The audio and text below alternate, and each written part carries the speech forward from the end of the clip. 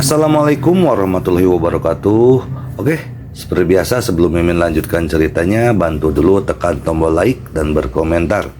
Oke, tidak berlama-lama, kita unboxing saja.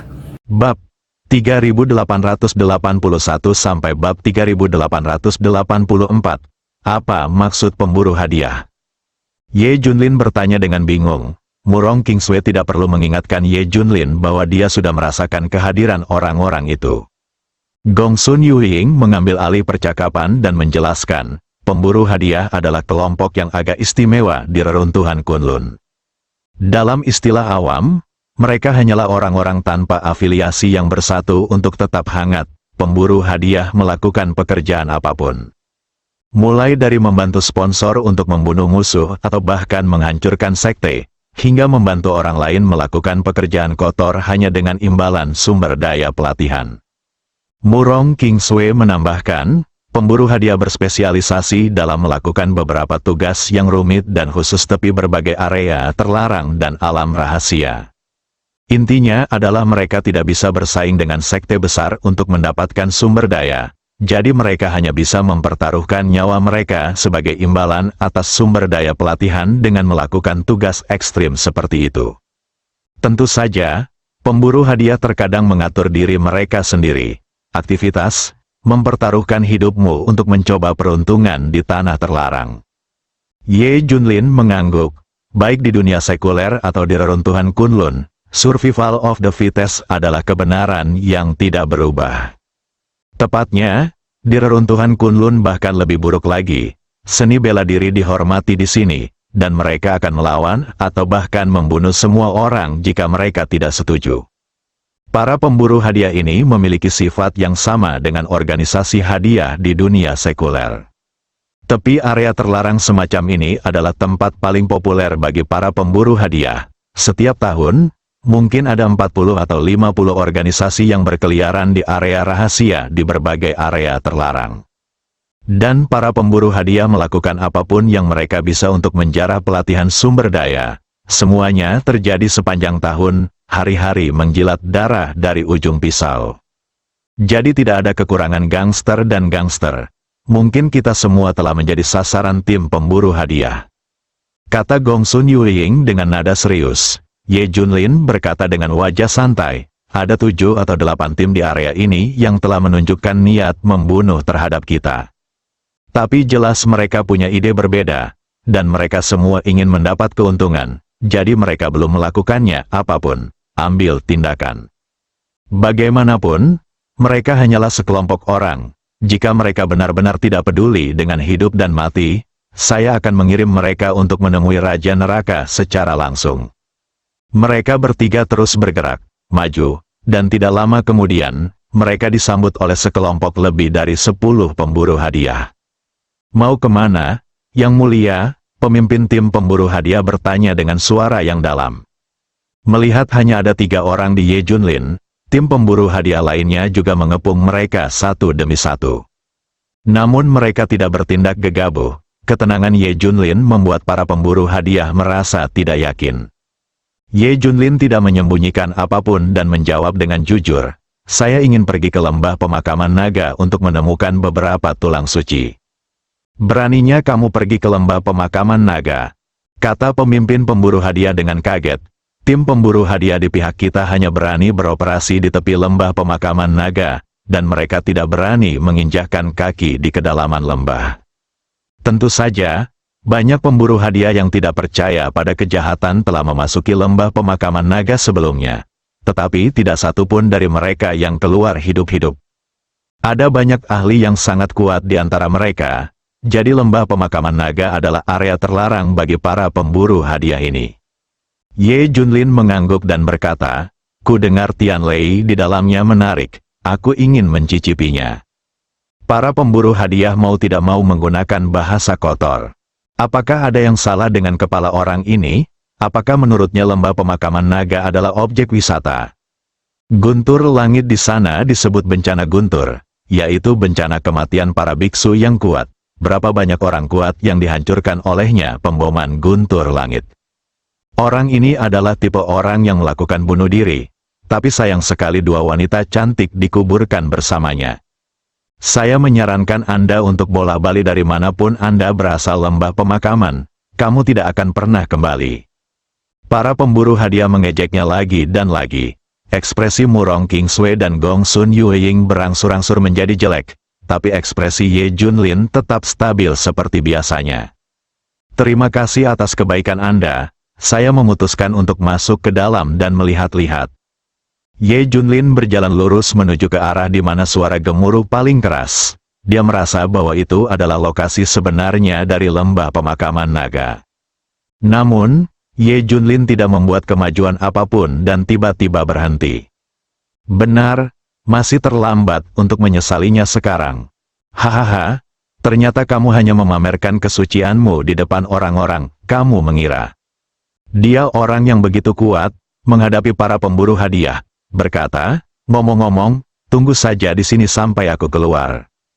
Apa maksudmu dengan ini? Salah satu pemimpin pemburu hadiah bertanya dengan suara yang dalam.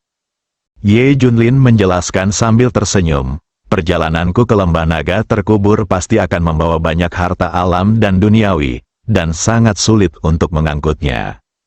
Kamu memiliki banyak orang, dan kamu akan melakukannya, bertindak sebagai brigade transportasi. Jangan khawatir, saya akan melakukannya, saya tidak akan pernah memperlakukan Anda dengan buruk. Setelah Ye Junlin mengatakan itu, dia segera pergi tanpa menoleh ke belakang, dan segera menghilang dari pandangan semua orang. Setelah sekian lama, para pemburu hadiah sadar. Sialan, orang ini sangat pandai berpura-pura, orang yang tidak tahu mengira dia adalah penguasa reruntuhan Kunlun. Beraninya dia membiarkan kita menjadi brigade transportasi, wajahnya lebih tebal dari tembok kota. Tidak peduli berapa banyak barang yang dia miliki, kami akan menunggu di sini. Jika dia benar-benar membawa banyak sumber daya saat itu, kami hanya akan duduk santai dan menikmati hasilnya. Bahkan jika orang itu cukup beruntung untuk selamat dari pemboman petir, dia pasti akan terluka parah. Kita bisa membunuhnya tanpa usaha apapun, sejujurnya. Saya mulai berharap dia akan berhasil. Meskipun Ye Junlin berjalan jauh, dia dapat dengan jelas mendengar orang-orang berbicara, dan senyuman terus berlanjut, wajahnya menjadi lebih jelas. Sisi lain, mata-mata yang diam-diam dikirim oleh kamar dagang Taiyi juga mengetahui bahwa Ye Junlin bersikeras untuk pergi ke kedalaman lembah pemakaman naga. Dia tertegun sejenak. Saat itu, pemandu yang dikirim oleh Wei Suyang hanyalah bidak catur di permukaan, dan banyak mata-mata juga diatur secara diam-diam untuk mendapatkan pemahaman lebih dalam tentang Ye Junlin. Mata-mata itu segera menyampaikan berita itu kembali ke kamar dagang Taiyi cabang kota Longyang. Wei Suyang juga terkejut saat mengetahui berita itu. Dia mengira Ye Junlin akan memimpin orang-orang kuat lainnya ke sana bersama-sama. Tanpa diduga, dia hanya membawa dua wanita ke kedalaman lembah pemakaman naga, dan bahkan mengancam akan menggunakan kesengsaraan guntur untuk meredam tubuhnya. Orang ini benar-benar gila. Wei Suyang hanya bisa menghela nafas. Presiden, haruskah kita membantunya? Seorang eksekutif senior kamar dagang Taiyi bertanya dengan ragu-ragu. Tolong, bagaimana cara membantu? Wei Suyang tersenyum pahit dan melanjutkan, lembah pemakaman naga penuh dengan bahaya, tidak peduli berapa banyak ahli yang kamu kirimkan, mereka pasti akan mati di bawah guntur. Selusin orang kuat ke lembah pemakaman naga. Jika Ye Junlin bisa keluar hidup-hidup, kita bisa memberinya bantuan. Jika dia mati di dalam, kita tidak akan kehilangan apapun. Ya, serempak, melihat ke belakang semua orang yang pergi, Wei Suyang bergumam pada dirinya sendiri, Ye Junlin, aku sangat berharap kamu bisa keluar hidup-hidup. Berita bahwa Ye Junlin dan yang lainnya masuk dan keluar kamar dagang Taiyi di kota Longyang untuk melakukan transaksi dan membunuh banyak tuan di hutan bambu di luar kota menyebar dengan cepat. Kedua berita ini dengan cepat menarik perhatian Istana Api Ilahi Matahari dan Bulan. Secara khusus, sejumlah kecil kekuatan sektarian mengakui Ye Junlin sebagai gangster nomor 1 yang pernah dirumorkan sebelumnya. Untuk mendapatkan dukungan dari Istana Api Ilahi Sun Mun, sekte-sekte ini secara langsung memberitahu manajemen senior Istana Api Ilahi Sun Mun tentang berita ini. Setelah mengetahui berita tersebut, Istana Api Ilahi Matahari dan Bulan mengorganisir sejumlah besar ahli untuk bergegas ke lembah pemakaman naga, dan bahkan dua penguasa istana keluar secara langsung. Tentu saja, kedua penguasa istana juga meminta lebih dari 100 kekuatan besar dan kecil yang telah mereka atur untuk pergi bersama. Mereka memutuskan untuk membiarkan sekte ini berfungsi sebagai umpan meriam. Bagaimanapun, kekuatan bandit terkuat tidak dapat diprediksi. Meskipun sulit untuk membunuhnya dengan taktik laut manusia, hal ini pasti dapat memberikan efek konsumsi yang cukup besar. Tidak peduli berapa harganya, orang gila itu harus dihancurkan menjadi abu. Penguasa Istana Api Ilahi Matahari dan Bulan mengeluarkan perintah kematian. Lebih dari 100 master inti sekte tersebut bergegas ke lembah pemakaman naga, termasuk sekte Taiksu Sen. Dalam operasi ini, sekte Ilahi Taiksu dilengkapi dengan seluruh elitnya, dipimpin oleh Putra Suci Agung dan dibantu oleh Gong Qiankyu dan tetua lainnya. Pejabat senior dari sekte Ilahi Taiksu bertekad untuk meninggalkan kesan yang dalam dan baik di Istana Api Ilahi Matahari dan Bulan melalui operasi pembunuhan para bandit ini. Faktanya, sekte Taiksu Sen memang merupakan sekte tingkat menengah teratas. Terutama setelah sekte kesengsaraan ilahi, sekte Ilahi Taiksu secara samar-samar memasuki kategori sekte besar. Suamiku, menurutmu apa hasil dari pertempuran ini? Gong Qiankyu bertanya dengan penuh semangat. Sejak datang ke reruntuhan Kunlun, ini adalah pertama kalinya Gong Qiankyu melihat sekelompok besar orang berkuasa pada saat yang bersamaan. Lebih dari 100 sekte bertindak pada saat yang sama, membuat Gong Qiankyu semakin mendambakan sekte teratas. Putra Suci Agung berkata sambil tersenyum, tidak peduli seberapa tinggi tingkat kultivasi orang gila itu, dia tidak akan mampu bertahan dari pengepungan begitu banyak tuan. Itu benar, belum lagi dua penguasa Istana Matahari dan Istana Api Ilahi Bulan. Kami pasti akan memenangkan pertempuran ini, tiga putra suci menggema. Selain itu, kuil Api Ilahi Matahari dan Bulan penuh dengan elit. Dengan lebih dari 100 tetua, dengan ukuran dan fondasi sebesar ini, layak untuk menjadi sekte teratas. Orang ini telah membunuh begitu banyak orang jenius dari Akademi Api Ilahi Sun Moon dan Istana Api Ilahi Sun Moon, dan kemarahan mereka hampir meledak. Gong Qiankyu juga penuh harapan. Dia merindukan pembangkit tenaga listrik misterius ini dan berharap dia bisa mencapai keadaan seperti itu di masa depan. Sekarang tidak akan lama lagi gangster kejam itu akan mengungkap misterinya, dan Gong Qiankyu tentu saja menantikannya. Mampu berpartisipasi dalam pembunuhan orang sekuat itu pasti akan menjadi cerita bagus di reruntuhan Kunlun. Kegembiraan Gong Qiankyu tidak bisa lagi ditahan. Qiankyu, ketika saatnya tiba, kami, suami dan istri, akan memanfaatkan kesempatan ini dan memainkan peran penting dalam pertempuran ini. Pada saat itu, kami berdua akan bisa memasuki Akademi Api Ilahi Bulan Matahari, dan masa depan kita tidak akan terbatas. Putra Suci Agung berkata dalam sebuah pesan. Gong Qiankyu menjawab, tidak masalah, saya juga ingin membunuh orang gila itu dengan tangan saya sendiri. Keberhasilan atau kegagalan bergantung pada ini, dan Gong Qiankyu merasa ini adalah kesempatan sempurna untuk menjadi terkenal dalam satu pertempuran. Sisi lain, Xiao Feng juga melahap kemana-mana selama periode ini, dan tentu saja dia memilih untuk menyerang sekte kecil. Selain itu, Xiao Feng juga melatih keterampilan dasar selama proses melahap yang ekstrim. Namun, yang tidak disangka Xiao Feng adalah bahwa metode latihan bersama ini sebenarnya dapat mengimbangi beberapa gejala sisa yang disebabkan oleh melahap secara ekstrim. Meskipun Xiao Feng baru melatih keterampilan dasar dalam waktu singkat, hal itu memiliki efek yang tak terbayangkan dalam memperkuat tulang dan memperkuat tubuhnya. Justru karena Xiao Feng memilih lawannya kemana-mana untuk dimakan, lalu melarikan diri dan bersembunyi sebentar, ada lebih banyak sumber informasi. Guru sedang dalam masalah. Sebagai seorang murid, saya tidak pernah bisa duduk diam dan menonton.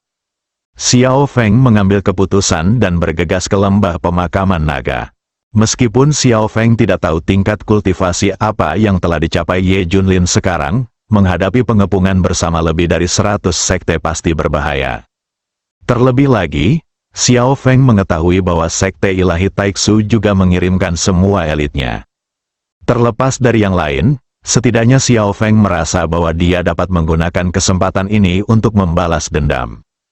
Bahkan jika kita berurusan dengan orang-orang kuat dari sekte ilahi Taixu, itu akan mengurangi tekanan pada guru. Xiao Feng bergumam pada dirinya sendiri. Setelah periode melahap yang ekstrim ini, Xiao Feng juga yakin dengan kekuatannya sendiri. Gongqian Qiu, cuci lehermu sampai bersih. Aku secara pribadi akan mengirimmu menemui Raja Neraka. Nada suara Xiao Feng sangat dingin, dan seluruh tubuhnya memancarkan aura pembunuh yang ganas. Dia sudah terlalu lama menunggu hari ini. Pada saat ini, pasukan depan Istana Api Ilahi Matahari dan Bulan telah tiba di pinggiran lembah pemakaman naga.